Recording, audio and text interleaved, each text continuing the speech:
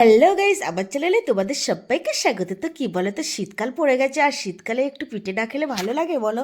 তো সেই জন্য দেখো গোবিন্দভোগ চাল মিক্সচারেতে মিক্সিং করে নিয়েছি। আর হ্যাঁ, সুজি, ময়দা, চিনি পরিমাণ মতো একটু দুধ দিয়ে ভালো করে ফাটিয়ে নিয়েছি। তো পিঠে মানেই গোবিন্দভোগ চাল। আর হ্যাঁ, গোবিন্দভোগ চাল ছাড়া পিঠে খেতে একটু মজা লাগে না। তো দেখো, পিঠে বানানোর জন্য প্রস্তুতি পুরো কমপ্লিট। তো চলো এবার তেলে দেওয়া যাক। ও বুড়বুড় বুড়বুড় করে ফুলছে দেখো। আর হ্যাঁ, ফুলকো লুচির মতো কিন্তু হয়ে গেছে আমার। তো চলো 1 2 3 4 করে দেখো কতগুলো পিঠে বানিয়ে ফেলেছি।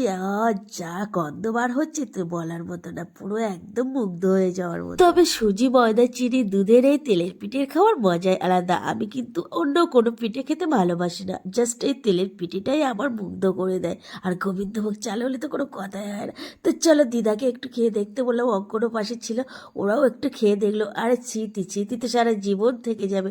তো চলো আজকের ভিডিওটি এই পর্যন্ত।